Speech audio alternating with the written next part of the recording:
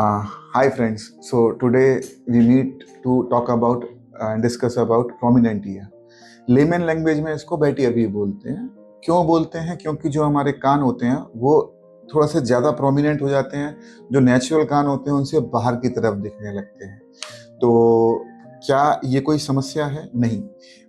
अगर हम देखें तो नॉर्मली 5% लोगों में प्रोमिनेंट ईयर होता है, लेकिन सिर्फ ये खराब दिखता है, कान थोड़े से शरीर से बाहर चले जाते हैं, थोड़े प्रोमिनेंट दिखते हैं, इसीलिए गंदे दिखते हैं। अदरवाइज कान की जो अंदर की संरचना है वो एकदम नॉर्मल रहती है, सुनाई देने में कोई प्रॉब्लम नहीं आती है, जिसे हम बोलते हैं इंटरनल ईयर और मिडिल ईयर जो एकदम नॉर्मल होते हैं।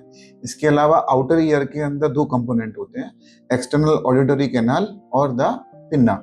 जो हमारा पिन्ना होता है जिसको कि हम ये आउटर जो बाहर हमको दिखता है, इसकी जब प्रोमिनेंस बढ़ जाती है, मीन्स जब ये कान दिखता है थोड़ा ज्यादा बाहर की तरफ आ जाता है, तो इसको हम बोलते हैं प्रोमिनेंट ईयर।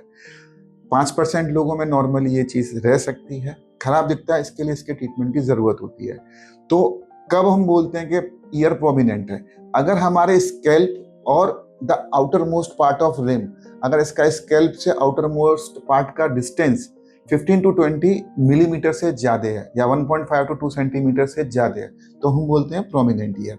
या फिर जो एंगल है, मीन्स जो हमारा एंगल है ईयर का, जो पिन्ना बाहर की तरफ निकला हुआ है और जो हमारी स्कैल्प है, इन दोनों के बीच का जो एंगल है, अगर ये 25 to 30 डिग्री से ज्यादा होता है तो भी हम इसको प्रोमिनेंट ईयर बोलते हैं। ठीक है, तो क्या इसकी वजह से कोई समस्या आ सकती है? नहीं, कोई समस्या नहीं आती है। आपका कान एब्सोल्युटली नॉर्मल है, सिर्फ दिखने के अलावा इसमें कोई प्रॉब्लम नहीं होती है। तो प्रोमिनेंट ईयर बनने का कारण क्या है? तो उसके लिए हमको अपने पिन्ना की संरचना को जानना बहुत जरूरी है। तो अगर आप देखेंगे तो हमारा जो ईयर होता है ना, उसकी संरचना कुछ इस तरीके से होती है। तो ये हमारा नॉर्मल ईयर है, अगर आप देखेंगे तो ये नॉर्मल ईयर है। तो नॉर्मल ईयर के अंदर ये हेलिक्स होता है, ठीक है, ये कॉन्का होता है, बीच में जो कप जैसा पार्ट होता है इसको हम कॉन्का बोलते हैं, ये ट्रेगस होता है, और ये जो आपको दिख रहे हैं दो वी शेप के, इसको हम दोनों को मिला के बोलते हैं एंटी हेलिक्स। एंटी हेलिक्स का ऊपर जाकर के दो क्रश बन जाते हैं, इंफीरियर क्रश और सुपीरियर क्रश।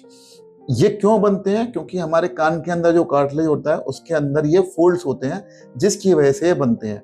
अब जब प्रोमिनेंट ईयर बनता है, कब प्रोमिनेंट ईयर बनता है? जब हमारा एंटी हेलिक्स का सुपीरियर क्रश या तो कम होता है, कम प्रोमिनेंट होता है, या बिल्कुल भी नहीं होता है। तो इसकी वजह से क्या होता है, जो एंगल है, जो हमारे कान का फोल्ड है वो कम हो जाता है और हमारा कान थोड़ा सा बाहर की तरफ आ जाता है, जिसको कि हम बैट ईयर बोलते हैं।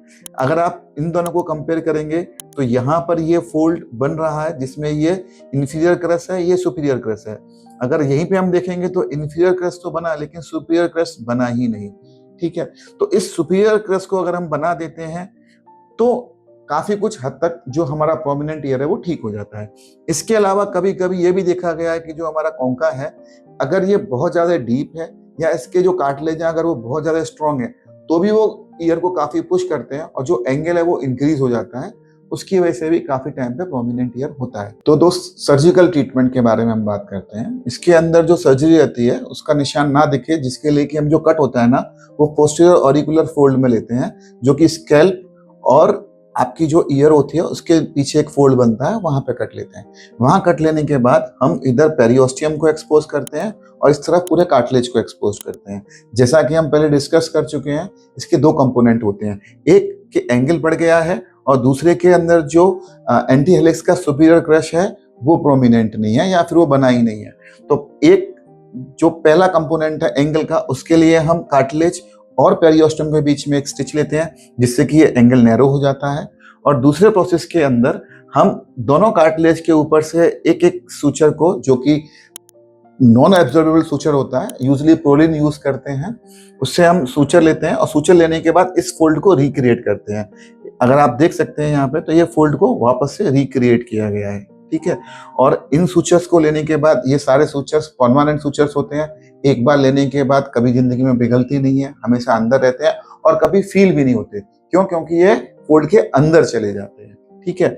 इस तरीके से हम सब सूचर्स लेते हैं। सूचर्स लेने के बाद जब कंप्लीट सूचर्स ले लेते हैं तो हम इसको प्राइमरीली क्लोज कर देते हैं। अगर कभी कभी हमको ऐसा लगता है कि कॉन्का बहुत डीप है, जिसकी वजह से भी अगर प्रोमिनेंट ईयर हो रहा है, तो हम थोड़ा बहुत कॉन्कल कार्टिलेज को भी नीचे से शेव ऑफ कर सकते हैं अगर जरूरत होती है तो। यूजली एक ईयर को करेक्ट करने के बाद हम पेशेंट से पूछते हैं, क्योंकि सर्जरी अंडर लोकल एनेस्थीसिया होती है, सेफ रहती है और सेम डे आप डिस्चार्ज भी हो सकते हो, तो हम पेशेंट से पूछते हैं उसे कैसा लग रहा है। Once he approve the 1 year, then we can go and see another year and we try to match the symmetry. तो जैसा पहला ईयर बना था वैसा दूसरा ईयर बनाने के लिए हम ट्राई करते। तो अगला अपना प्रश्न आता है रिकवरी के ऊपर। तो रिकवरी के लिए हम जो सर्जरी के बाद जो टाँके लगाते हैं, कभी तो काटने वाले लगाते हैं, कभी पिघलने वाले लगाते हैं, डिपेंडिंग अपॉन अगर पेशेंट लोकल प्लेस से है तो हम काटने वाले टाँके लगाते हैं, अगर पेशेंट आउट ऑफ मुंबई से है तो पिघलने वाले टाँके भी हम लगा सकते हैं जिनको काटने की ज़रूरत नहीं होती है। तो यूजली हम डे 1 पेशेंट को एक पट्टी करके देते हैं और उसके बाद पेशेंट को हम बोलते हैं कि 2 से 3 दिन के अंदर आकर ये पट्टी खुलवा लें, वो घर पे वो पट्टी खोल सकते हैं।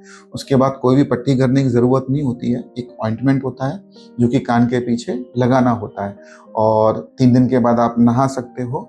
यूजली जो टाँके अगर काटने वाले लगाए हैं तो 7 से 10 दिन के डिस्टेंस पे या गैप पे हम वो टाँकों को निकाल सकते हैं और उसके बाद कुछ भी करने की ज़रूरत नहीं होती है, रिजल्ट परमानेंट रहता है।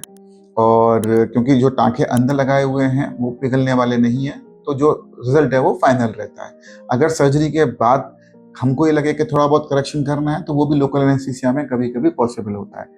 इस सर्जरी का अपने आप में कोई साइड इफेक्ट नहीं, क्योंकि एकदम सुपरफिशियल सर्जरी कर रहे हैं, लोकल एनेस्थीसिया में कर रहे हैं तो कोई रिस्क भी नहीं है।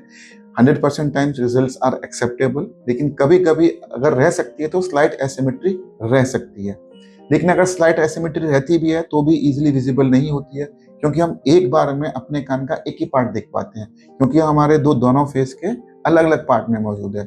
तो स्लाइट एसिमेट्री वैसे भी काफ़ी कॉमन होती है तो वो एक्सेप्टेबल है। अगर फिर भी किसी को लगता है कि इसको और बेटर करेक्शन करना है तो लोकल एनेस्थीसिया में further it is also possible. Otherwise इसका कोई मेजर प्रॉब्लम नहीं है।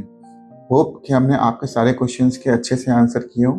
फिर भी आपका कोई क्वेश्चन रहता है तो आप मेंशन कर सकते हैं, हम अगली वीडियो में उसको आंसर करने का ट्राई करेंगे। Thank you.